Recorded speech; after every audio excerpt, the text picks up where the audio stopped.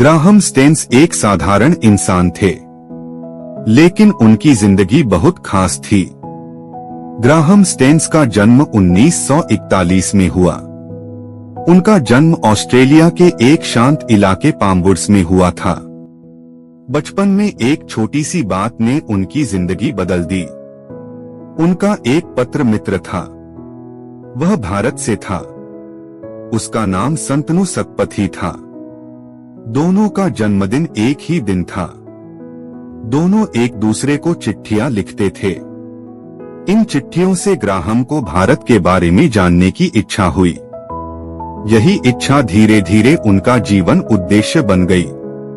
1965 में जब ग्राहम 24 साल के थे, उन्होंने ऑस्ट्रेलिया की आरामदायक जिंदगी छोड़ दी। वे भारत आ गए। उन्होंने मयूरभंज की एवेंजेलिकल मिशनरी सोसाइटी में काम शुरू किया। वे ओडिशा के बारिपदा शहर में रहने लगे। उस समय वहां कुष्ठ रोग को डोट सिर्फ बीमारी नहीं माना जाता था। लोग उसे अभिशाप समझते थे। कुष्ठ रोगियों को समाज से अलग कर दिया जाता था। अक्सर परिवार भी उन्हें छोड़ देते थे। ग्राहम ने ऐसे ही लोगों के साथ रहने का फैसला किया। उन्होंने मयूरभंज लेप्रोसी होम में सेवा शुरू की। लोग उन्हें प्यार से साइबो कहने लगे। यह नाम सम्मान और अपनापन दिखाता था। 30 साल से ज्यादा समय तक ग्राहम ने बहुत सादा जीवन जिया। वे पुरानी साइकिल चलाते थे।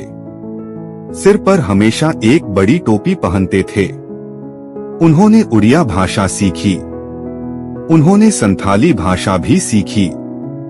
इससे आदिवासी लोग उनसे जुड़ गए। वे कुष्ठ रोगियों का इलाज करते थे, घाव साफ करते थे, दवाइयां देते थे। 1982 में उन्होंने लेप्रोसी होम को एक पंजीकृत संस्था बनाने में मदद की। वे सिर्फ इलाज नहीं करते थे, वे लोगों को फिर से जीना सिखाते थे। जो मरीज ठीक हो जाते थे, उन्हें चटाई और टोकरी बनाना सिखाते थे, ताकि वे अपने पैरों पर खड़े हो सकें। 1981 में ग्राहम की मुलाकात ग्लैडिस से हुई। ग्लैडिस ऑस्ट्रेलिया से आई हुई एक नर्स थी। 1983 में दोनों ने शादी की। उनके 3 बच्चे हुए, एस्थर, फिलिप और टिमोथी।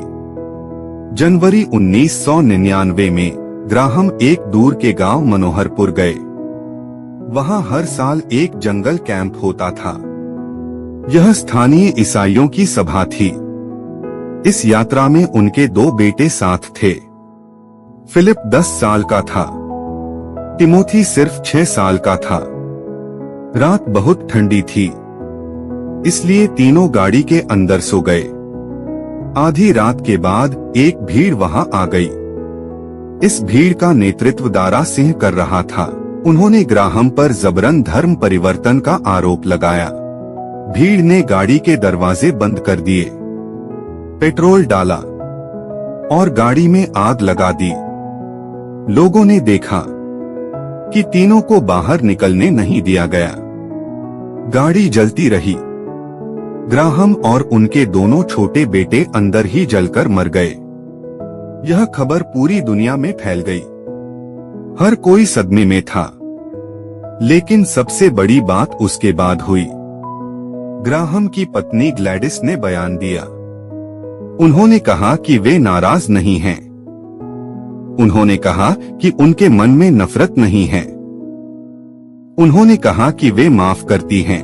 उन्होंने कहा कि उनका सिर्फ एक ही संदेश है कि लोग ईश्वर के क्षमा करने वाले प्रेम को समझें। ग्लैडिस 5 साल और भारत में रहीं। उन्होंने कुष्ठ रोगियों के लिए काम जारी रखा। 2005 में भारत सरकार ने उन्हें पद्मश्री सम्मान दिया। आज बारिपदा में ग्राहम स्टेन्स मेमोरियल अस्पताल है। यह अस्पताल याद दिलाता है एक ऐसे इंसान की जिसने आराम नहीं, सेवा को चुना, और एक ऐसे परिवार की जिसने बदले की जगह माफी को चुना। यह है ग्राहम स्टेन्स की कहानी।